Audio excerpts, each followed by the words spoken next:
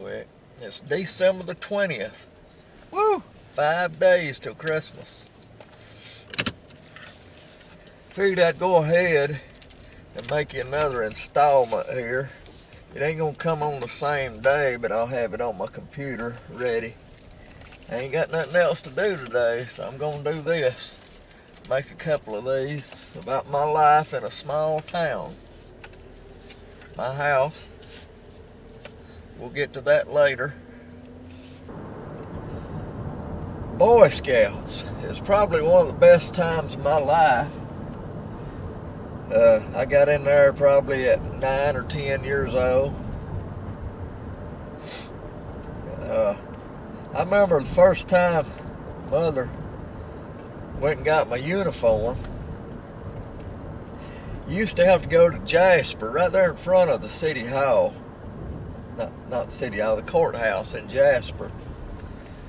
Coming up on 78 Highway here at the red light. But I remember you used to have to go to Shapiro's and get your uniform. They had all kind of scarves. Then you used to wear the wedge hats, I think they call them. Like this. That's the kind we had. I think they just got ball caps now. But they had different color scarves because there's different troops and everything. And if I can remember right, mine was red and kind of yellow. I think Mama ended up getting me 2 or 3 different uniforms. Had the little clasp that pulled the scarf up there. I'm going down the Bryan Road now.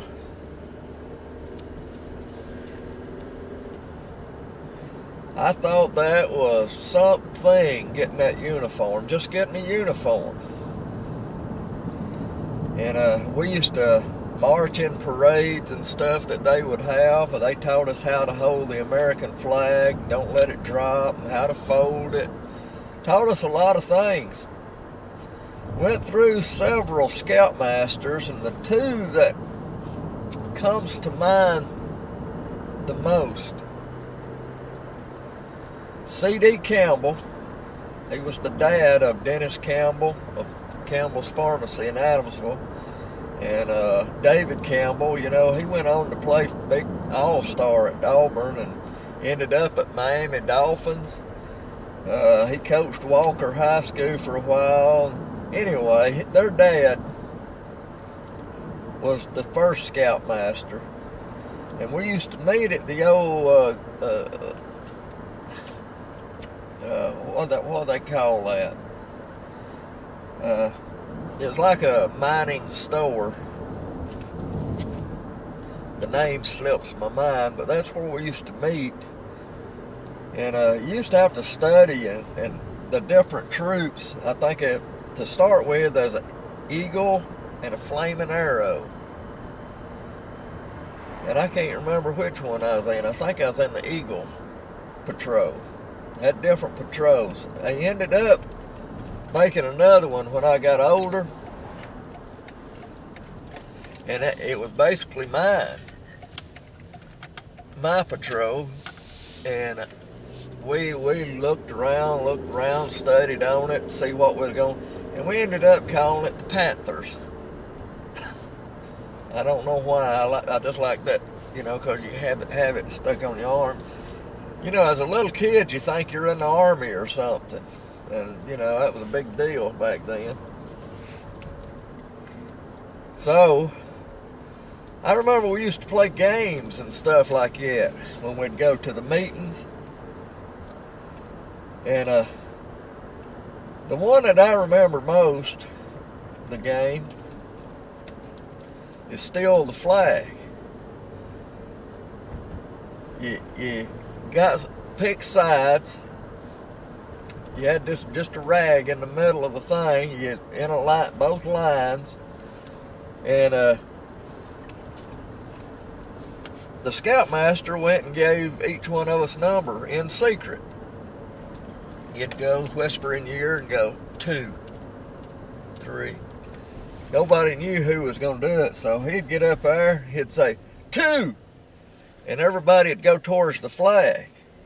And if you wasn't listening and just stayed over here, they would get the flag and carry it back. And that would eliminate this guy. He's out. But if you got up there at the same time, you had to use a little brain power, you know. You used to have to act like you're grabbing it or something like that.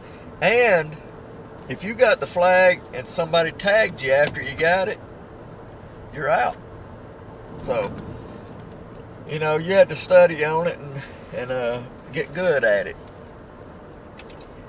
Steal the flag. We had played some more games, but I can't remember what they was.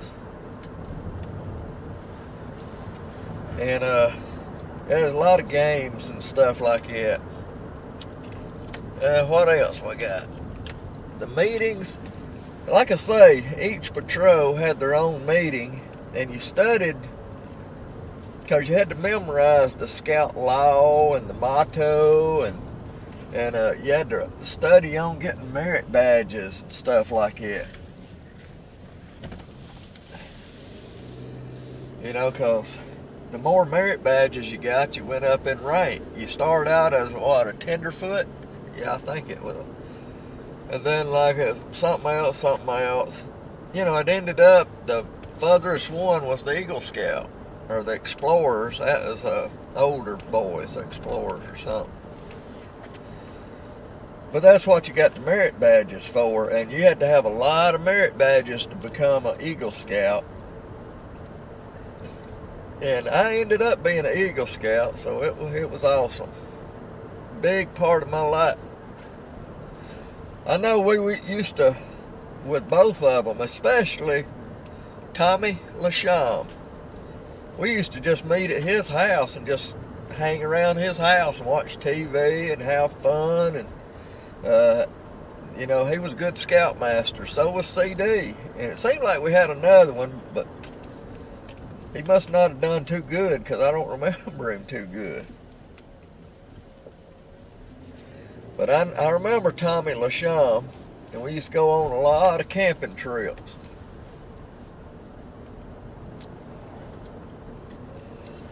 We'd go up Smith Lake. We would actually hike. We'd get in a line and hike down the road. You don't see them doing that anymore. You know, matter of fact, I don't see the scouts doing anything. Hardly. And we made ourselves known. Everybody knew that there was a scout troop in there. 121 was ours. We was off of the Church of God in Summerton. And I think it was the Baptist church. I hate this hill because, okay.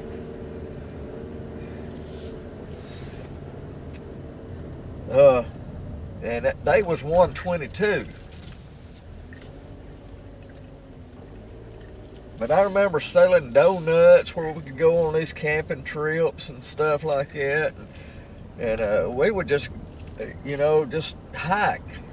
We'd have our backpack and water, and we'd hike, and we would just set up tents and in the woods, you know, and build a fire.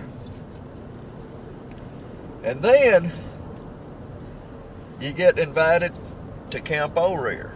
It was like a regional campsite, and it's on the road going towards Curry. What is that, 157? Something like that. And when you go up there, the troops, God, I remember that swinging bridge. Our campsite was across the water. So we had to go across this swinging bridge. It was a lot of fun, but right beside us was 122. We didn't get along for some reason. We always won though. But I remember we would set up camp on the other side there, and there was this place, and I'm gonna put an insert picture here if I've got it, of we called it the Castle. And a long time ago, there was steps going up to it, and it was just a concrete thing. We called it the Rock Castle. That's all we called it. And we used to hang out there. And anyway, we used to compete against the other troops. And I remember one, and Dennis Campbell is involved in this. He's involved in a lot. I thought a lot about Dennis. I remember we had to, there's 3 people involved. You pick 3 people out of you, and we picked the biggest, the most older boys to do this. But what you do, you line up here and they time you. So when they blow the whistle, everybody runs down there with a rope. There was this huge log, about this big. But anyway, you had to run down there. You throw the rope over this, like an A-frame. 2 of the guys lift that big old log up, and the other one put the rope around it tight. And then all 3 of them get the rope on the other side, and you pull that log up until it touches the top of that wood. And they blow the whistle. When that log hits that top, they stop the clock. Well, Dennis, he was strong. We picked our 3 guys out. They run down there, and I remember this like it was yesterday. Dennis got one hand, lifted that log up. One of the other boys throwed the rope over the thing. Dennis lifted the log up with one hand, put the rope under it, tied it, and then just Dennis went and got that rope, and that log went over that A-frame. I was like, wow. Whew, that's what I remember about that camp. We had a lot of fun at Camp Over here. Lots of fun. I'm sure the scouts of today enjoys it too. Alright, the state camp. State camp is close to Tuscaloosa there. It's called Camp Horn. When you go there, they give you Indian names. Lord, they giving people Cherokee and Choctaw. I thought that was wonderful, having an Indian name. And they got to us, and they said, y'all the Seminoles. I didn't know what a Seminole was. I'm like, a Seminole? What is a Seminole? I do now, and y'all do too. But as a kid, I had no idea what a Seminole was. I knew what a Cherokee was, a Creek Indian, all them, but I didn't know what a Seminole was. Seminole, huh. I remember we had softball games, and even then you compete against individuals, you compete against other troops. I remember a softball game, and this is just for fun. Oh, it's sunning now. I remember this one-armed guy. He was one of the counselors there at Camp Horn. He had one arm, but he could play better with that one arm than anybody. He held that bat with just one arm, and bam, he was good. All right, here's another one. They had a thing where they dive in and see who can swim underwater the longest, the furthest, I mean. And I remember watching this one. I wasn't involved in this because I can't swim. But Dennis Campbell was in this, and I remember this, and I might have it wrong. I don't know, but this is what I remember. I remember they blowed the whistle. Everybody dove in. And I was looking, and they had, 10 foot out there, one would pop up. 12 foot, one would pop up. They wasn't but like 8 in it. On out there about 25 foot, about the last one popped up. everybody's clapping, everybody, and he swam back, and they was patting him on the back. And I was looking at the water, and I was thinking, you know, we had a guy in that, Dennis Campbell, and he ain't up yet. And actually, as a young kid, I was getting worried. I was like, you know, did he drown? And I kept looking, and I was just about to walk over there and say, hey, you know, there's one more guy dove in there. And about that time, in the middle of the lake, popped up Dennis Campbell. And he won. They thought the other guy won, but Dennis Campbell swam way out there. Alright, got another story about Camp Horn. They had a thing, and this was for everybody. It's just individuals. Me and a bunch of us guys, they was having what they call a creepy crawler race. And it was done in the lunchroom. What they would do would draw a big circle in the middle, in the floor, and everybody got some kind of animal, frogs, snakes, and if you got a frog, they put all the frogs together. You know, they didn't. So they did that, and done the snakes, and done, you know, mice. So they got to the rest of it, and we had found a bug, and it was, I'm getting to the main road here. All right. It had, matter of fact, you know how gas looks when it's in water, it got the different colors, or the shell of this bug looked like that. Fast, man, that thing is going on the ground, and it wasn't about that big, about the size of a big roach, about that big. And we caught one of them. We said, yes, we're going to win with this sucker. And we didn't know it, but several other people got that same kind of bug too. And when we had that creepy crawler race, it was at night. So everybody brought their little creatures and put it in the middle. Then we let go of it. And every who had that kind of bug, they went, flew up at the light and started flying around the light. We didn't win. We didn't know they could fly. Alright, that's our Camp Horn stories. Camp O'Rear, Camp Horn, had good times with them. Okay. We had the camping, we had to sell them donuts. Everybody knew us back then. Alright, let me see what. You know, we had to learn the camp motto, you know, the scout motto, which is be prepared. Be prepared. We also, there's one scout law, but it had, I think, 12 parts to it. And you had to learn them 12 parts, and believe it or not, I still remember those 12. Yeah, I have to do them real fast because I learn them like a song. Had a lot of friends in the Scouts. Danny Crumpton, Bruce McDonald, my good buddy Kenneth Russell. He ended up marrying the Campbell girl, CD's girl, Eunice.